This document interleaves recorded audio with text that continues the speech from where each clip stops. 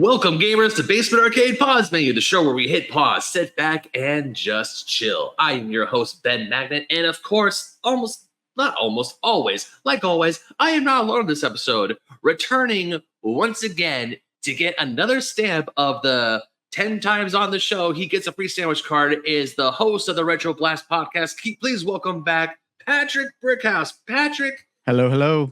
How's it going, man? You're just stacking up those stamps for your free sandwich. I'm ready card, for buddy. that free sandwich. Yeah, I think this is 3. Is this 3? I think this is 4. Is it 4? It's 5. 3 or 4. I think this is 5 actually. Okay, that makes sense. Because in the the 2.5 years I've been doing this, you were on the second episode. You were on an episode with Rhonda Farrow where we talked about handheld consoles, and we did one with Inga. Yeah, we did one with Inga. We also did one with I want to say it was Donnie. Was Donnie G or Ryan? Donnie. It was Donnie. Donnie G. Yeah, we were talking about games that we hated because we wanted to give him crap about hating Bubble Bobble. Mm-hmm. Yep. So it's at least 4. I know that. Yes. So this would be your 5th time. You're halfway there to that free sandwich, buddy. Almost there. 10, and then I got that sandwich. I'm ready. Yep. Exactly. Well, anyways, bud, I wanted to ask you on the show because at the time of this recording, a good long while ago, because we've been trying to get together and record this for a long time. Yeah. It was stuff on your end and then stuff on my end and stuff on my end again. It was life happenings the way it is. Yeah. And for those of you and those of you guys watching, you're probably wondering, like, Ben, what the heck happened to your background? Why is it a white void? Well, viewers / listeners, I'm in the process of not moving houses, but moving rooms because my fiance and I have a spare bedroom now that we are turning into our hobby / nerd space. So that's what's going on. So if you hear extra echo and Sparks, the editor, I apologize if this kills my audio, but that's the reason why, because we haven't had a whole lot of stuff moved in here. I have 2 rugs that are minuscule. One of them is a Kirby rug. The other is a plant rug that my fiance got. Kirby rug and a plant rug. Yeah, exactly. Kirby rug and a plant. Yeah, it's very diverse. I like it. Excellent. Yeah. But the reason why I wanted to have you on today, Pat, is because a while ago you were a guest on our friends, the Gamers Week podcast. Mm-hmm. And you went on a bit of a rant about how... Me? I never rant, do I? Yeah, I always rant. Yeah. You went on a bit of a rant about physical games and stores not providing said physical games because it was right around the time when Best Buy finally to start. And if my memory serves me correct, because it might not, it's been a while. Best Buy decided to stop selling physical DVDs inside their stores, and now video games are close to follow, and it has become a bit of a, I don't want to say a pandemic because that sparks some PTSD in some people. Right. I would say it's become a problem. That's the better word.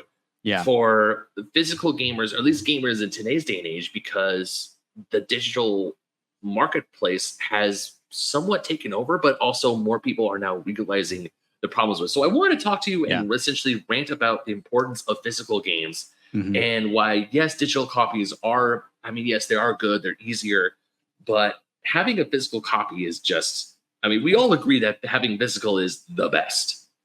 I do. Yeah, for sure. Yeah. So I just wanted to talk to you and also get more of your thoughts about why physical is essentially so important. Yeah. And opposed to digital, and why stores probably should keep offering physical games. Yeah. It's, I don't even know where to begin, but for me, I know where everything is going. All right.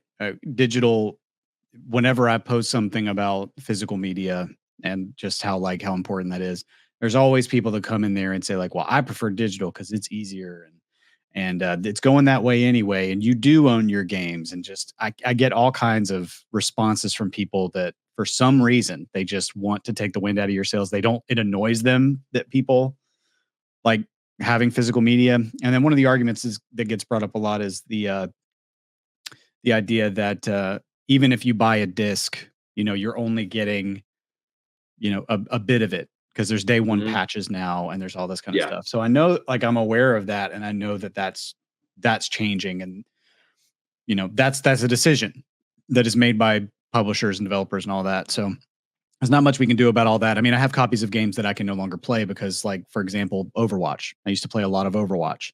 If I put the Overwatch disc in now, I can't play Overwatch. I have to play Overwatch 2.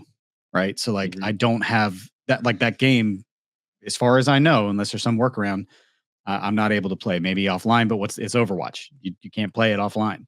So, Right. there are a lot of games that just kind of become worthless. The disc becomes worthless because you can't do anything with it at that point. And there is that argument that, yes, there's not a lot of games that have that physical media on the disc. But for me, that's the way that I look at it. Is if that's the way that things are going, then I will stop, like, purchasing the media. It's like Spider-Man 2 had the collector's edition that came with a digital download, didn't even come with a disc. And I did not buy that. I did not buy the collector's edition. Alan Wake 2, same thing. I didn't play Alan Wake 2 because I refused to buy the digital copy. God of War Ragnarok also did the same thing. The collector's edition for Ragnarok, this beautiful $200 collector's edition with Mjolnir, with a poster, with a map, like the entire, all the bells and whistles that you can think about. And it even came with a steelbook. It came with a steelbook case, but no physical with a game. And download it's code. it's like at that point, what is the only time I ever bought a collector's edition that had a download was Sonic Mania, and that was back in like 2016. Is that the one with the Sonic statue on the Genesis? Yeah. That was a nice collector's edition. Yeah, it's in the loft right now. You've seen it. I know you've seen it. I posted on my Instagram. I'd like to have one myself. Yeah. It is a great collector's edition, but at the time it was only a digital only game. Yeah. This was long before that. I mean, Sega has this, I wouldn't say problem, but they have committed the sin of, hey, let's put this great collection out for fans, and then once the money starts rolling in, all of a sudden they turn around and it's like, hey, we're going to give you a physical edition now with even more bells and whistles. So have fun. It's kind of unfortunate. Yeah. Yeah. But at the same time, as much as I hate the practice, like the most recent example would be Sonic Origins. 4 games, the Sonic 1, CD, 2, 3 Knuckles, or 2, 3 Knuckles, and what was the last one? No, it was Sonic 3 and then Sonic because it was like this, essentially the original Genesis games all on in one package. Right. And then when the physical edition came out, they decided to add like 16 Game Gear games. You could play as Amy in those games. A few cool bells and whistles, but at least for those who bought the game digitally, it was an extra add-on. But at the same time, it's like, no, I want the physical one because you can reflip the cover so it can look like a Genesis cover. Yeah. You have all these, it's a physical game that you put on your shelf. It's like, why wouldn't you just do this in the first place? But yeah, I mean, I've been collecting for a long time now. And I mean, even when I was a kid, I tried to keep everything I could. A lot of times I wasn't able to, like, a lot of things got thrown away.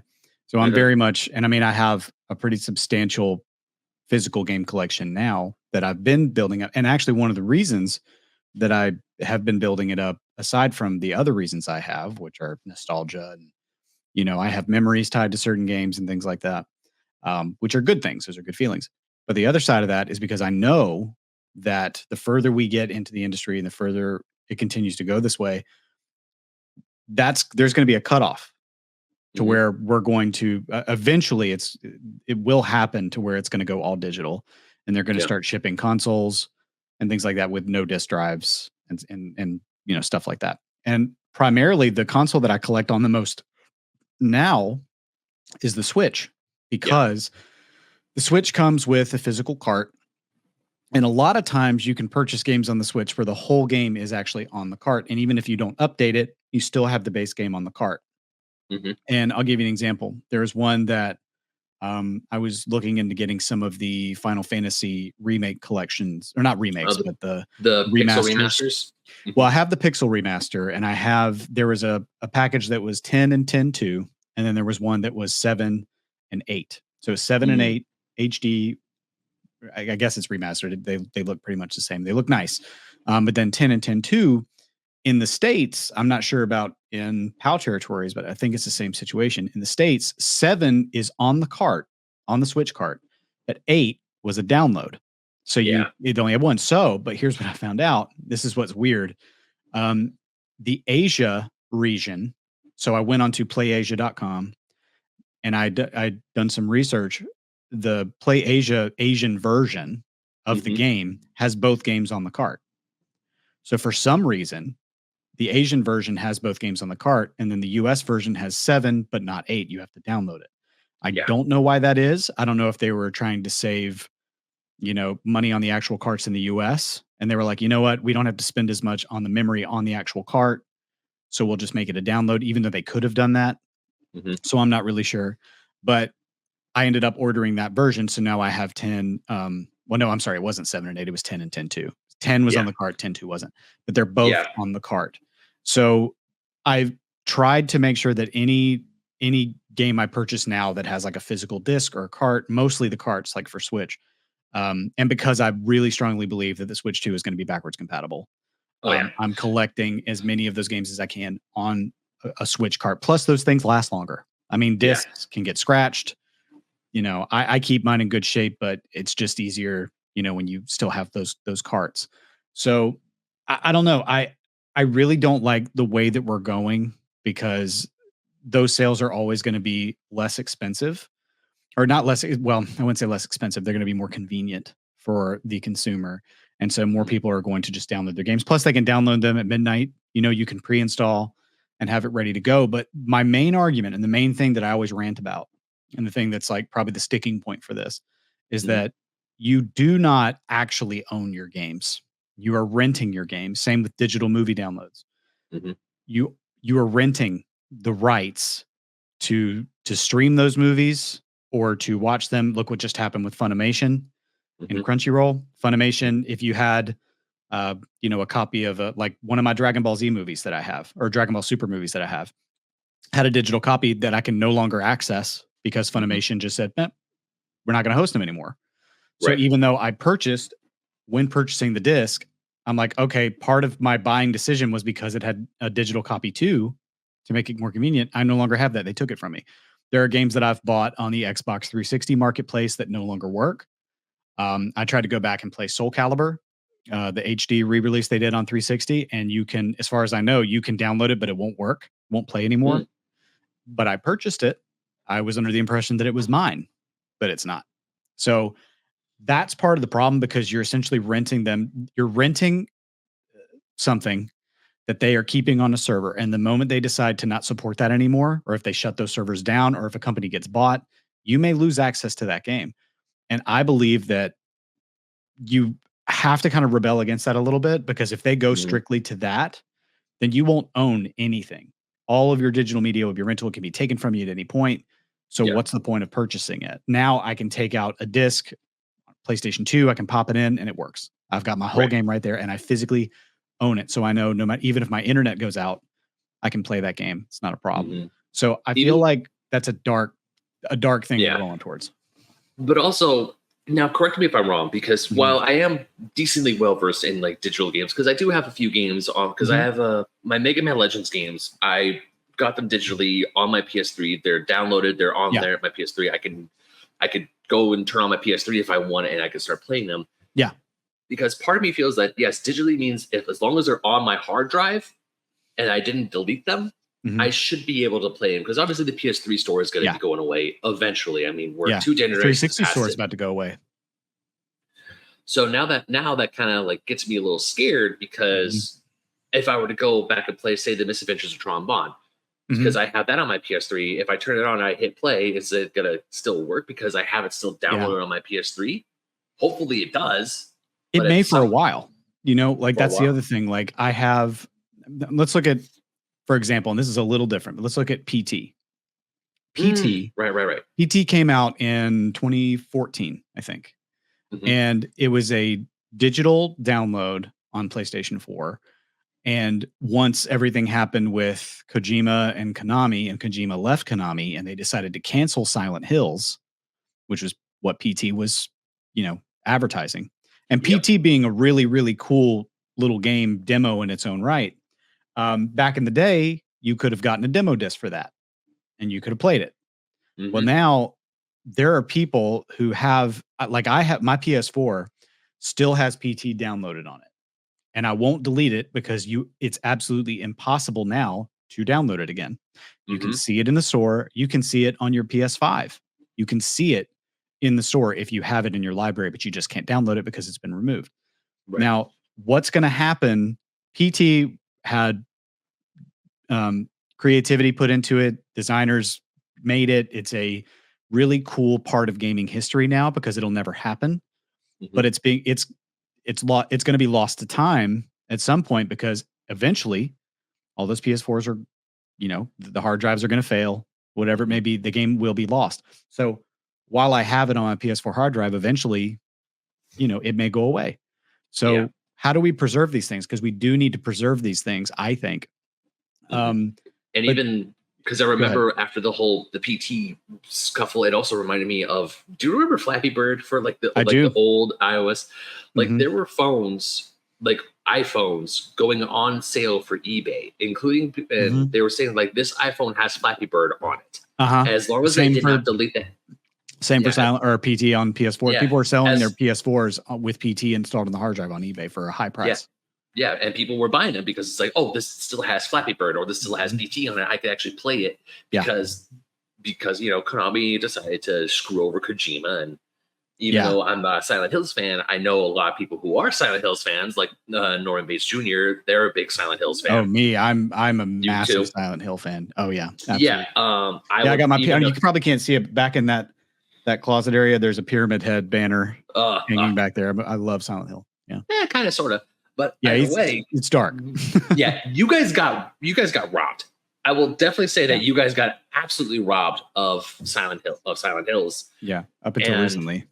Yeah, until recently. Yeah. I heard that Silent Hill 2 looks amazing. I think it does. Yeah.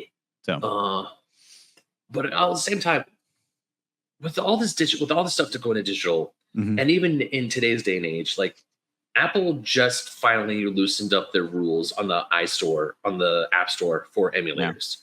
And now emulators I wouldn't say they're flooding the market, but they have definitely made a big splash. And people like me, because I have an iPhone, are finally getting into emulation or different form. Because I've worked with emulators before. I have a PS Vita that is packed to high heaven. It's got emulators on it. It's ready to rock and roll. But now I have some Nintendo emulators. I can get RetroArch on this thing legally. And it's like, hey, this is actually really cool. But also that kind of scares me a little bit because, as we all know, the internet is a seedy place. Yeah. And there are things that when people say you could get anything on the internet, they're kind of right. Yeah. And while I am not advocating for piracy, there are definitely places where people just go, why would I want to buy the physical one where I could just go online and just, yo ho, hoist the colors and get the ROM? Yeah. Yeah. It's tricky. I mean, that comes down to morality. I mean, and they have ways to track that kind of stuff. Your internet provider can track that. However, a lot of people use VPNs. They use proxy servers, whatever it may be, to download that kind of stuff. Like that's always going to be an issue too. I think that's not going to go anywhere.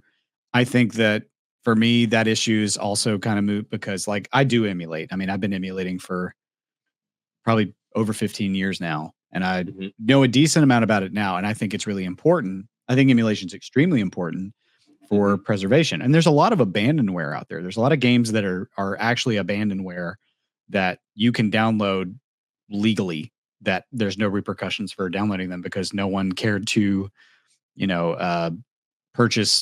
the IP or anything like that. And they just kind of said, this game's, we don't care about this game anymore. One I know for sure is that game that came out, it's probably like 15 years ago. It was called Area 51. Came out for I remember PS2. That game. Yeah. PS2 and Xbox. That game is abandonware. You can go on Google, search it, and download it legally, completely, and there's nothing anyone can do about it or say about it because it has been abandoned. So that's one. That's just one example, but there's a lot that has been. Nintendo, however, has also made it a little tougher because one of the most prominent ROM websites called Vim's Lair, which is one that I used quite a bit. They sent them a cease and desist on a lot of their games. They had to take down a ton of Nintendo games because Nintendo, that's how they are. That's what they're going to do. So that's going to happen. The second Delta, because I have Delta on my phone. I've been using Delta. I've been playing Delta, and I love it. the second Delta came out, and I was like, oh man, this is really cool, because a lot of times, like, a really close friend of mine, she would kind of send me memes, or she would joke about it's like, oh, look what I could do on my Android and you can't do it. Yeah, she was giving me the crap. Android has had that for a long time. I'm an Android person too, and like those are always there. But I also don't like playing. I don't like emulating on my phone. Some people do. Some people love it. I don't. I like to have a physical controller and all that. So you can play with the controller, but you know. No, I bought a backbone for my iPhone. Oh, you have a backbone? Okay. I specifically bought it just so I can play it, and also I bought the PlayStation 1 so I can also because I remember when I was sick with COVID recently, I just got Final Fantasy 16, and what part of me I was like, well, now I can't play Final Fantasy 16 because I have to isolate in my room, and the PS5 is downstairs. Yeah. If I had the backbone, I could have played it remotely on my phone. Yeah. Yeah. There's a lot of really nice options out there for emulating and things that make it a little bit easier. Yeah, you can do it on your phone. I've modded my mini consoles, so like my Super Nintendo Mini, because it's just flash memory on there. So I've modded that. I've modded my PlayStation 1 Mini, and which is a really good way to emulate, because it's, it keeps it in the same dashboard and everything is the same. So, the PS1 Mini was completely trashed when it came out, but if you mod it, you can put a ton of PlayStation 1 games on it. Then it makes it great because you can play all of them that way. So there's a lot of fun ways to emulate. I emulate games that I own copies of. If I have a physical copy of a game, I'll still emulate the game because it's more convenient in a lot of ways. Plus, the caveat that I remember was that when you emulate, they would say, well, you have to legally or physically own a copy of the game you're emulating. That's the rule, or something like that. So like, I own a lot of the games that I emulate, but some of them I just can't afford because they're $800, $900, and I just can't do that. So, but at the same time, like, no one that I've never heard of anyone getting in trouble for emulation in my entire time doing it. I've never heard about it. Maybe it's happened before, but I've never heard of it happening. That's not something that people prosecute anyone for. I know some people are worried about viruses and stuff like that, but that's pretty low. Now, once again, not advocating for piracy, but I think that if prosecution were to happen, it would be when people would be selling bootleg games. But once again, if you sell it, that's a problem. Yeah, that is a problem. Don't do that. But at least going back to the thing of emulation and also with physical games. Yeah. A lot, because for me, when I do emulate games, it's all games and systems that do not, it's not that they don't exist anymore. It's just that they're not prominent in the marketplace anymore. Right. Like pretty much like Game Boy, PlayStation 2, PlayStation 1, I was at a retro game convention 2 weekends ago. And yes, I'm looking around. It's like all these physical games, some of them are really expensive, some of them are not, but at the same time, it's just that all these systems, like Nintendo's not getting a penny for people selling the Pokemon games that are now worth hundreds or thousands of dollars, depending on their condition. Sony isn't getting a cut of people selling copies of Final Fantasy VII for the PlayStation 1. No one, the only people who are taking all that money are, those who are like, hey, I have these games. And even it's funny because there are times where I pick up a game, or I'm looking at a game, and there's like on the Genesis, there's the giant not for resale sign. Yeah. That was made for back in the 90s when the game was bundled with the system. So I feel like it just makes me funny that people would go and sell these games, even though it says not for resale. And on certain copies, the not for resale one, like for Super Mario 64 or even Star Wars Racers, those are the more expensive copies. Oh yeah. I love not for resale copies. I've got a few. Those are some of my favorites to collect because it just makes me laugh. Like the whole not for resale. And I'm like, well, I already did that. But one thing that I thought about, and you kind of mentioned it a little bit when you said that Nintendo is not getting a penny, for all of these games. Like if someone bought Pokemon Yellow complete in box back when it came out, and they still have it now, and they want to sell it, they'll make 10 times what it was worth or something like that. And but what I think could happen, we were talking, a friend of mine and I not long ago were talking about how physical media will always be around in some form, and I think that's true. I mean, look at records like vinyls have come back. People want to actually have, can you get your music with better sound quality in a digital file or an MP3 file or a lossless audio file or whatever? Yes. But people like the sound of vinyl. They like putting a record on and like actually taking the time to sit and do something. Same as when you used to go rent a game or rent a movie. All of those things kind of have appeal. Same with VHS. People, for some reason, VHS has started to come back where people want to start watching that. And I kind of get it because there's a quality to VHS that kind of takes you back a little bit. It's nostalgic. So what I think would be smart, especially for companies like Nintendo, Sega could do it too.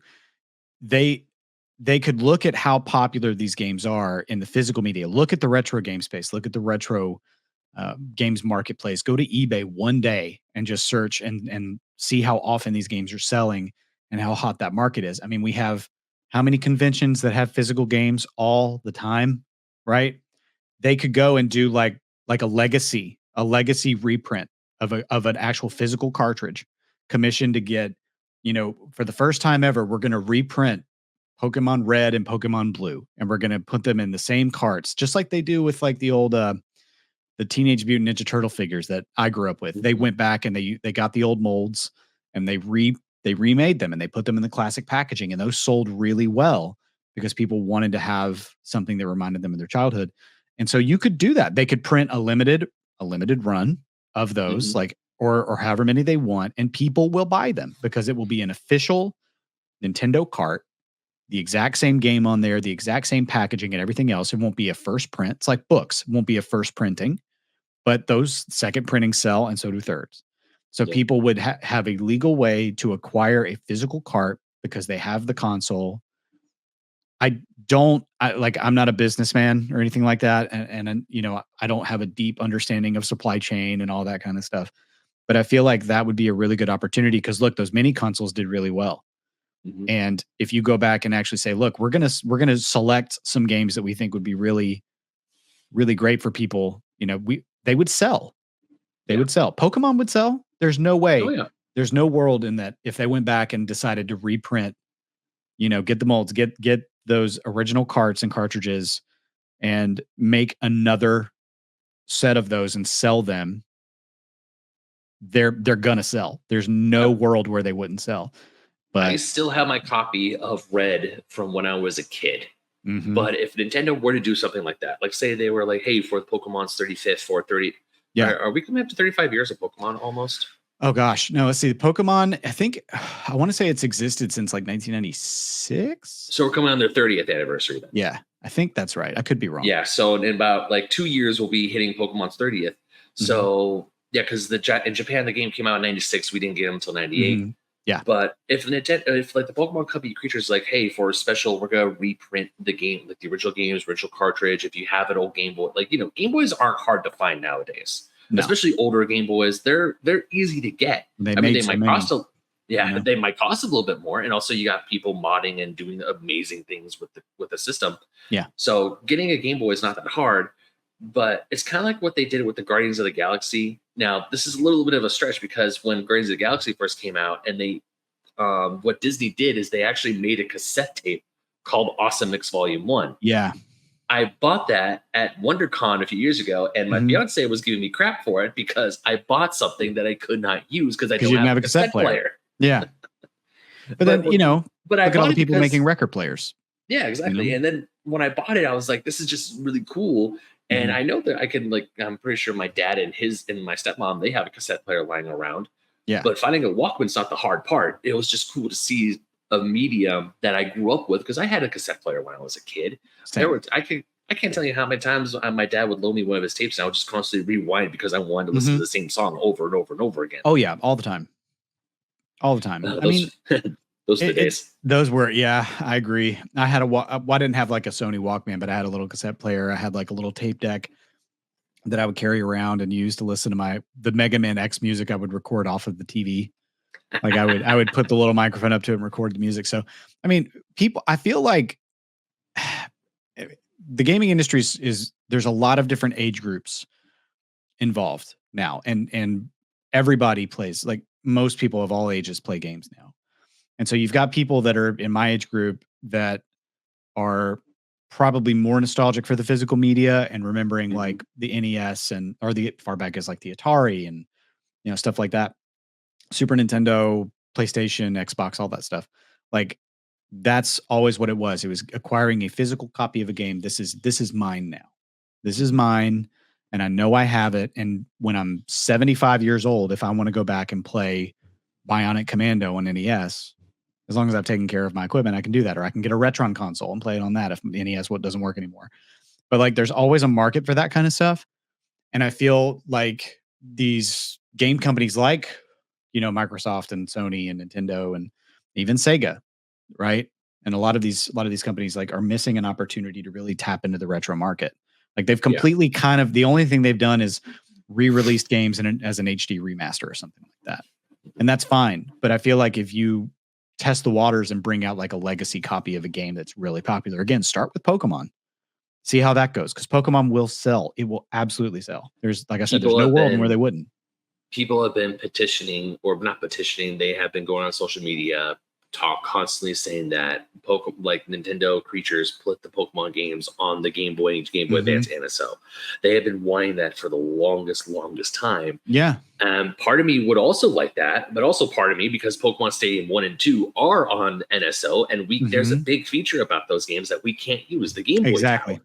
Exactly. And it kind of bums me out, because because don't get me wrong, the fact that Pokemon Stadium 2 even made it to the NSO, I'm happy, because I love those games. Pokemon Stadium was my reasoning for wanting an N64 as a kid. Okay. And even though I didn't have a transfer pack because I bought the game secondhand, I bought it loose, I wasn't able to get CIB with the pack.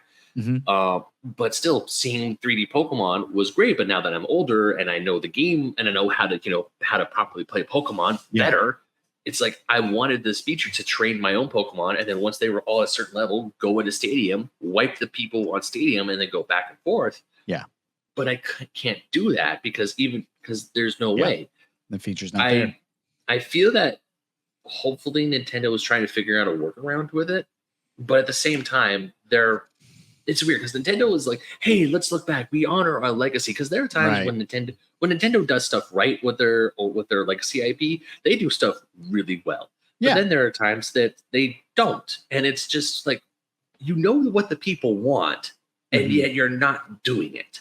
Oh yeah, I mean the fact that the Wind Waker and Twilight Princess HD remasters are stuck on the Wii U is enough. Like they brought Skyward Sword back, the one that most people didn't want. I mean, Skyward Sword's a fine game in its own right, but in my opinion, compared to Wind Waker and Twilight Princess, those should have been no-brainers. And I kind of feel like they're sitting there going like, well, we already did that. They're on Wii U, and I'm like, 8 people bought the Wii U. Like nobody has. I have one. But you just look back, it's like, who bought this in North America? They just don't bought this. Nobody. It's just kind of like I'll be honest with you, Ben. One of the main reasons I even have a Wii U is because it plays Wii games. Like I want to use it for the Wii, and it uses an HDMI. So it has an HDMI, and I can use it as a Wii. The original Wii didn't have one, so now I can easily hook it up. So it makes I primarily would use it as a Wii, not a Wii. Yeah. I would play those remasters, but I would rather have them on the Switch because that would be so much easier. And honestly, I feel like they're going to do it, but it just kind of baffles me that they haven't already. A lot of people think they're going to do it for Switch 2. Fine. But like they drip feed a lot of that stuff, not just Nintendo, but like Sony's the same way. Sony used to have a lot more like PS2 games, PS1 games that you could get. They have them now, but I feel like they were way more into that because their consoles used to be backwards compatible. I mean, the PS3 is backwards compatible with the PS1. Some of them were backwards compatible with the PS2, but very few. It was like one of the first runs, and those are very prone to failure. Luckily, I will give Microsoft credit because the Xbox is backwards compatible back to the original Xbox. So like most games, you can just pop the disc into your Series X and it'll play. So I do appreciate that they're actually letting you use your physical media, because again, and I mean like original Xbox games. Like if I put Halo on the original disc in my Series X, I can play it. And a lot of times they'll have better frame rates, better graphics. Like, I don't know, like they really did put their time in on that. So like, I appreciate that.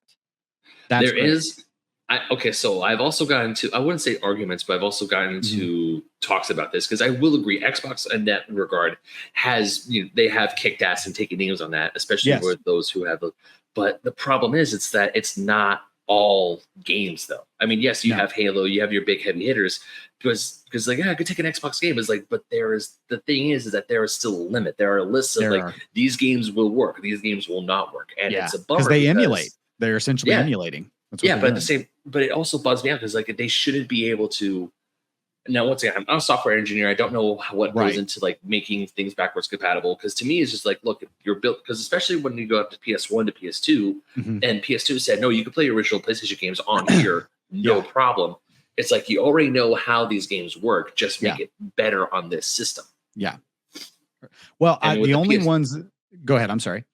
No, I was gonna say like the PS3, they changed the whole architecture for something, and that screwed people over. So the PS3 is the one outlier. But at least with PS4 and now PS5, I mean, yes, thankfully PS5 is backwards compatible with PS4, and they're putting more and more stuff onto the PS5, like PlayStation Classics. I mean, yeah, you have to pay for the service, which I still don't like, but at the same time, it's that's another can of worms. But at the same time, it's like, would I rather pay hundreds of dollars for a copy of Panzer Dragoon, or I could just if I want to play it and I have the urge to play it, it's available there. I'll just do that because it's the cheaper option. Yeah.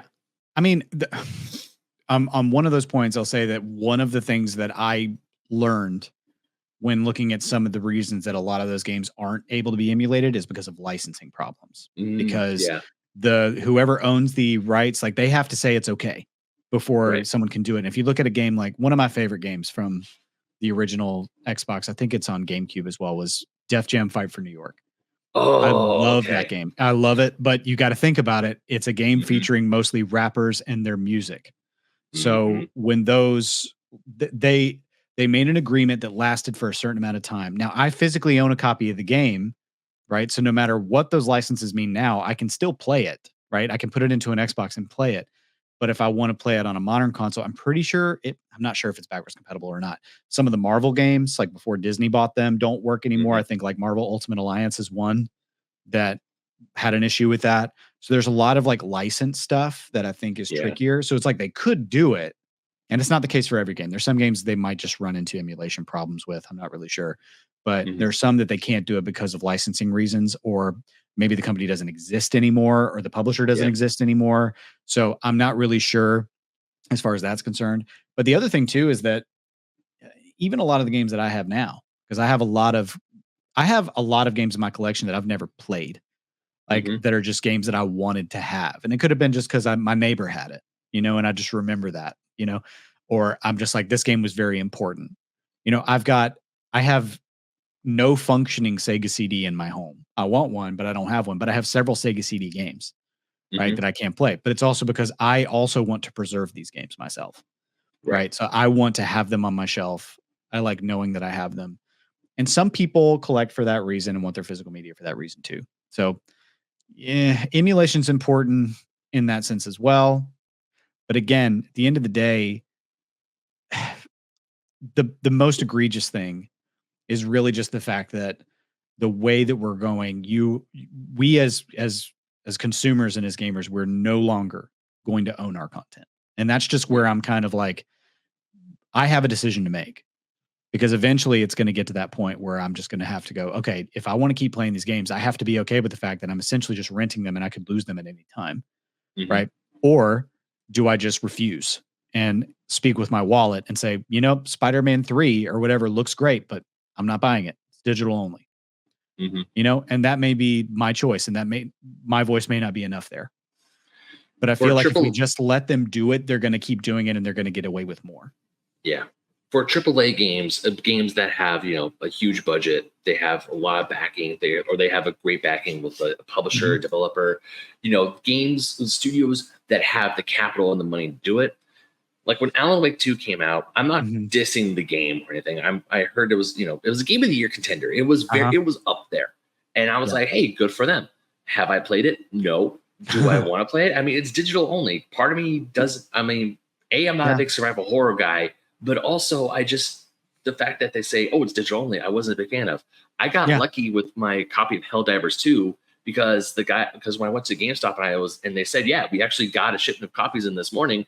And I bought my physical copy of it. They're like, oh no, this game is like, it's really hard to get a physical copy for because they printed copies because Yeah. once again, they didn't think that Helldivers 2 was going to be No, as they had big no of a idea it hit was going as to it take is. off like it would. No. Yeah, and now I hope that they're printing more and more copies because I did see some at Target the other day. So They probably yay for are. that. Yeah. But going for like certain like you were talking earlier about putting Overwatch in, and it's Overwatch 2 now, which is, in my opinion, egregious and a sin. Yes. But with games, I have there's a weird line that I draw where if the game is multiplayer focused, having it be digital only, in my opinion, isn't a bad idea. It's not a bad thing. Yeah, I could see that. Like I play Fortnite with my friends every once in a while. That's digital only. I don't need to constantly keep putting the disc in. Right. Or with games like Battlefront 2, I do have a digital copy of Battlefront 2 because that has a story mode, has a single player. But if for games that are solely like this is a 99.9% online experience, there's no single player aspect. There's that makes more nothing. sense. I would say, you know what, for that I'm fine with that being digital only. Yeah. But with games that are single player focused, like RPGs, like I was when Final Fantasy VII Rebirth came out, I was like, nope, I'm getting the physical for that. Final Fantasy 16, getting the physical for that. Same. That was Paper Mario, the 1,000-Year Door. I want a physical copy of that because I want that on my shelf, but also if I ever want to go back to it, I can go back to it. Whereas online games, like Fortnite being the prime example, that sucker is constantly changing. You can't really go back unless you have the technical know-how and save some part of the source code to go to the original island that when it first came out in the Battle Royale. Yeah, I think I would agree with you on that because, like you said, like with Overwatch, that disc I have is pretty much useless now. Like it really is. Like there's nothing I can really. Again, I don't want to play Overwatch 2. I'm open to it, but I don't really care. It's not something that I want to do. That's not what that disc is. It's Overwatch. It's a game that I can no longer access. So for me,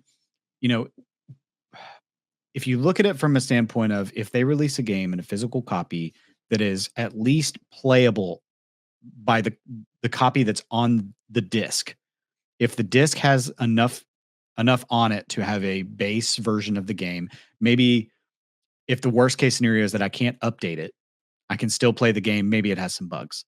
Then I'm okay with that, right? So like if I have a physical copy of Rebirth, knowing that I can't patch it, at the very least, I still have the base version of the game on this disc. So that if they ever take it offline or if the servers go down or they no longer let you update it, I can still put that disc in and play the base version of that game completely from the disc. You don't really get that a lot these days. A lot of times what you get on the disc is hardly anything and you're getting most of the memory downloaded when you put it in. So my hope would be that they actually put the full game on the disc or give me 2 discs and put the full game on there. So it's at least a base game that I can go back to. But we're in an industry that day one, 9 times out of 10, there's a patch. There's something that's going to make, we really screwed something up, but we had to go ahead and print the game. And so we released a 30 gigabyte patch and now it's playable. It's like, okay, so now so you're telling me this disc is really worthless. It's just a key. Like that's all I've got. So I'm kind of already starting to gravitate away from that a little bit. I'm hoping that none of these games, maybe in my lifetime, they won't go anywhere. Maybe that won't be a problem, but I still think that I would prefer to spend my money on a physical copy of a game that I can know 100% that I still have the whole thing on this little cart or disc. And I don't know. We just don't really get that anymore. Limited Run does that. That's one thing I really appreciate about Limited Run. People have their opinions about Limited Run, but I really appreciate that their whole thing is like, no, the full game is on this disc, right? If you put in this cart, the full game is on this cart and you can play it physically. I've been seeing a lot of memes from people on Twitter, even some Instagram posts from retro collector or retro enthusiasts like us talking about how you bought a game, it was all there. We didn't have to go through updates. Like there's this great meme of this dad who was going through. Also, Happy Father's Day because we're ruining this on Father's Day till where his dad, like his wife is asleep, his newborn baby's asleep. He pulls out his PS4 controller. He's like, I can finally game. It's a giant update. Yeah, 45 gigabyte patch download. And he's just sitting there like, I only have like a small sliver of time to play my game, and yet he couldn't do that, which I agree is a bummer. But I know we're getting pressed for time here for a little bit. But I also there's 2 things I want to mention real quick. Sure. So like you were saying that physical probably won't totally die, but we are going towards a all digital future. I saw on Twitter for a hot second that you were, I wouldn't say got into an argument, but this one guy kept trying to, I think you know what I'm talking about, because about the manuals for games, because that's one of the things about modern games I absolutely miss are the instruction manuals. Me too. But also, when Nintendo came out and they said they're going to be devoted to continue giving us physical cartridges, especially with the successor for the Switch, or at least what we're calling the Switch 2. Even though that the Nintendo's a giant company and they have done great things, they have done not so great things. Yes. Part of me just makes me happy because right now Nintendo is still the leader in video games. Like you say video games, people will think Nintendo right off the bat. So that gives me hope. But also what Atari did recently. And when they released the 2600 Plus, where it's HDMI, I mean, you still emulate, but it's still an emulation machine. Yeah. But the fact that you can take a cartridge, slap it in, and it works with a modern television set. Yeah. Yeah. If Nintendo were to do something like that with the NES, or even if they were to make a machine called the Nintendo Legacy, and it worked with NES, Super Nintendo, and N64 games, talk about selling. That sucker would sell like tomorrow. It's an official Nintendo console. Like, I mean, right now those gaps are being filled by companies like Retron.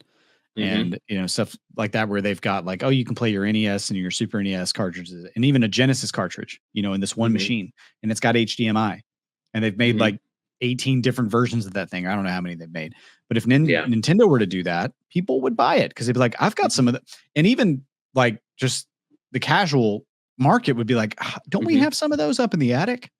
We could buy this and play our, remember we used to play Mario Kart on 64, like stuff like that. People would just be like. And maybe they wouldn't use it past a Christmas morning.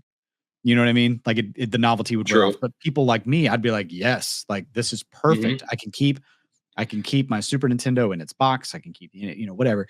This console will do everything I need it to do. It's got an HDMI. It's got filters for CRT, or, maybe it's got, red, white, and yellow hookups. So I can hook it up to a CRT.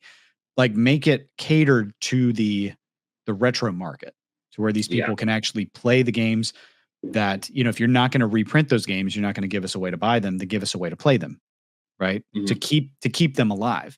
So there are ways they could do it. I want to see who decides to do it first. They definitely tested the market with these mini consoles, and that was great. But I'm hoping that at some point they realize companies like Limited Run are doing really well. There is a market there. And there's other companies like them, like IM 8-Bit and stuff like that, where they make physical copies of carts. They print the carts. They're not that expensive to make. They're just not. And you could print stuff out, do an anniversary re-release or something like that. So I think that market's going to change. I think we're going to see a lot more people like myself who are going to wait for like, okay, well, this game looks great, but I'm going to wait until someone gives me an option to own this physically. And if they don't, then I might just not play it unless it's on sale digitally for $10. Then maybe I'll play it. You know what I mean? Yeah. So people like me, I'm going to speak with my wallet more, but there's a lot of people that don't care. And that's part of the issue. The casual consumer in today's market does not care. Right. They're not, they're downloading Madden and they don't care, I think unfortunately that's, apologies for cutting you off there for a second. No, you're fine.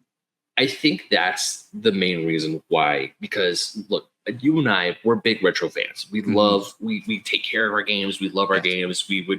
There's all these things that we want, but unfortunately we are part of a very niche market. Even when I was at SoCal Gaming Expo a few weeks ago, there were quite a lot of people there, but these are all people who, excuse my language, give a shit about these older video games. Yeah. Whereas, like you said, the casual market, I don't want to call them normies, but the mass appeal for these old things, like you said, is like, hey, don't we have these old N64 games in the attic?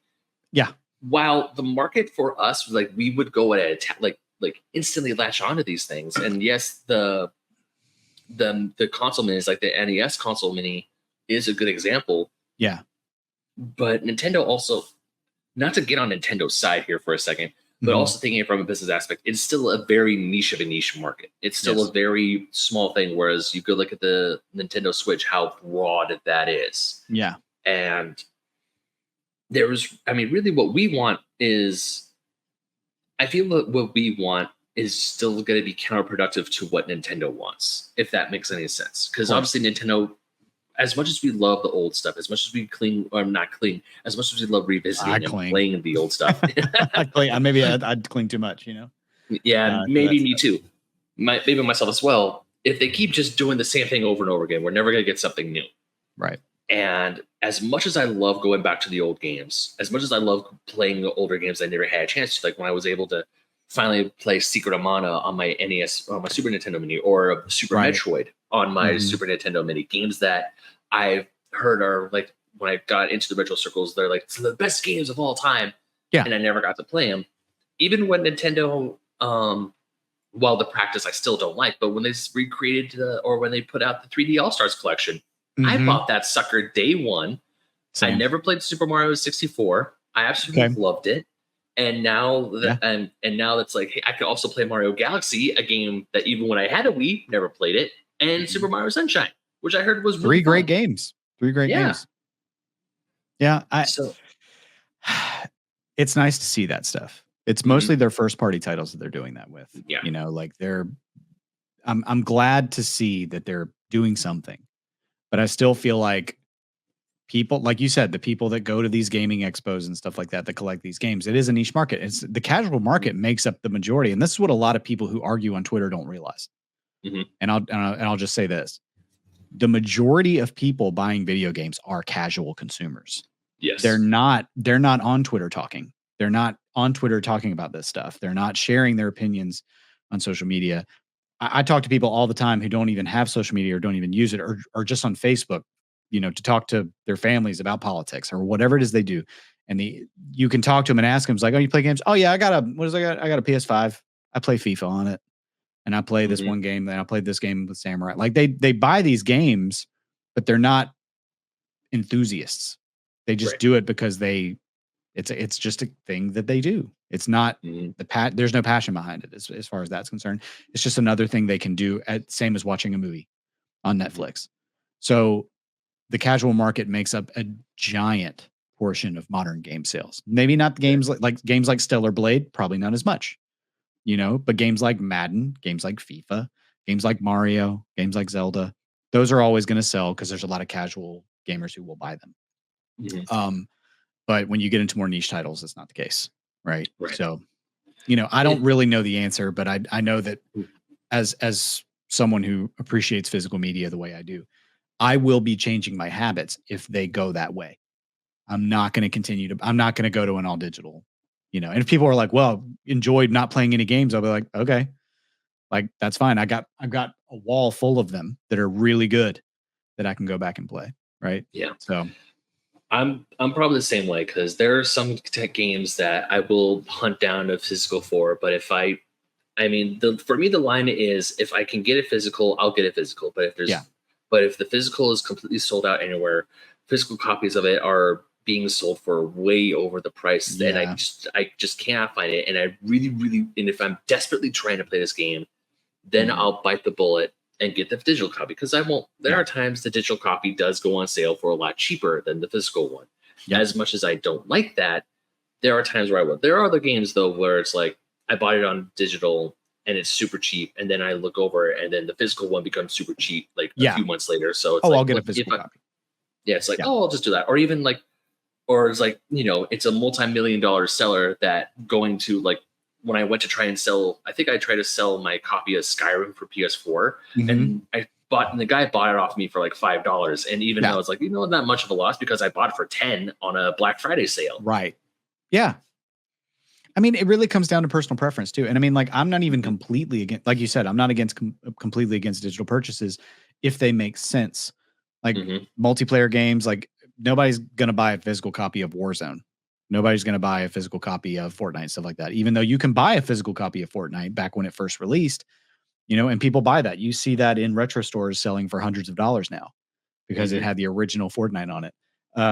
So that market's always going to be there, but also I will make that concession again. If, okay, you're not going to give it to me physically. Okay, I'll weigh it out. It's on sale now it's a $70 game, and now it's on sale for $15. Okay, sure. I'll get my enjoy. And if it's a game that I don't feel like I'm super attached to or anything like that, then sure, I'll get a digital copy if that's the only route I can go. But for the most part, again, I will do everything I can to buy a physical copy, just like you. Like that's what I want to do. Yeah. I mean, one of my friends, like when I hope for these stores, because another thing was for like the whole conversation, the whole thing that sparked this entire conversation was that Best Buy is no longer selling physical media. Yeah. Like they're now no longer selling movies, although they are offering physical games and physical media through their website, which I bought for keyword there being for now. Yeah. Because I had a Best Buy gift card for my birthday a while ago, and then birthday or Christmas, whatever. But I used it to buy a copy of Star Ocean Second Story R. And it came in, it was fine, but at the same time, it's like I could have. It kind of sucks because one of my arguments, like back in the day when people were like, "Oh, I'll just buy it off Amazon," and then it shows up 2 days later, it's like, but what if I want it now? Yeah, there are times where it's like, there are times I'm impatient. It's like, oh, but you have to get up, you have to go to the store, you have to do this. Yeah. It's like, and that's a problem. Why? Because then you're waiting 2 days. I can play it or watch this movie just by going to the store. Or even for me, I'm fine waiting in most cases, to be honest. The only time I won't, if it's a game that I've been waiting for years, even then I can still probably wait another day. You know what I mean? Like I'm fine. Some people just are like, I've got to play it right now. And they want that digital copy. That's fine. But I'm like, I got a physical copy. It releases tonight at midnight. I'll be able to play it tomorrow or the next day. That's fine. Like I'm okay with that. I've already waited this long. So I'm usually like, for me, I'm usually pretty patient about that. I'll be excited. But it doesn't, but some people I get it. Like, it's like, I want to play it like right now. I've been waiting for this for so long. I want to do it now. Yeah. Digital does have that appeal, but like you said, you a lot of times could put in an order at Best Buy and go pick it up and just play it same day. And that's all you got to do. So, Yeah. I mean, the future we're going towards, while it is bright, it also kind of scares me. And even then, I mean, this could be a conversation for another day. Whereas wow, especially in today's day and age, there's so much choice that we have. Like even with emulation on our emulation with our phones, Netflix, the NSO services, like look, NSO, the PlayStation Plus stuff, the emulation that the games they offer there to play. Yeah. While I am grateful for it and I want it, like you said, there was too much. Like there was a joke like when Netflix started streaming and people were solely streaming on Netflix, that they were just like they would spend more time scrolling through Netflix trying to decide what to watch. That was me. And that's me now. And the same can be said for games. I don't have a giant library on my phone playing Delta because I want to play more stuff on my phone through Delta because I want to write an article about it for one of the magazines I write for. But at the same time, there's just so much choice. Yeah. Even when now, thankfully, I want to play through Paper Mario. I'm playing through it on NSO because I want to prepare for 1,000 Year Door. But once again, there are times like I want to play a video game. And then I'm just staring at my collections like, well, what do I play? It's not I have nothing to play. It's like, I don't know what it is to play. So yeah. I'm with you on that. Yeah, that could definitely be a topic for another day. Yeah. So yeah. But for now, hopefully Nintendo can still keep making physical media. As far as I know, PlayStation hasn't said no to, they're not anti-physical media because, they're still printing stuff for their things. Xbox too. Hopefully more game. Like really the only type of games that I feel get a pass for digital only is indie developers because printing a game takes a lot of money. Yeah. But for AAA games, but for AAA developers, for developers that have the cash, that have the capital, to me, there's no excuse to not go physical. I agree.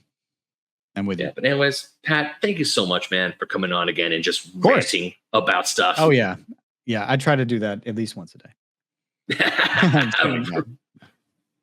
Yeah, right. So Pat, I know where I can find you on the internet, but where can people find you on the internet? Yeah, I mean, primarily just like you said, I'm on Twitter. I still refuse to call it X. Me too. It's Twitter. But yeah, Retroblast US. That's the primary account. I've got a new episode coming out, hopefully within the next week. I'm doing some editing here shortly, and that'll be on Dino Crisis. So looking forward to that. That's primarily where I am. So I would tell you that's probably the best way to find me. Daytona. Sorry, I haven't listened to that episode yet, but when you put the episode out about the Daytona USA, I used to work at a Dave & Buster's. And so you heard that song all the time? All the time. There were times where there were times the song was great, but I will not lie, I did get a lot. I got really annoyed by it. When you hear it every day, all the time, I can totally get it.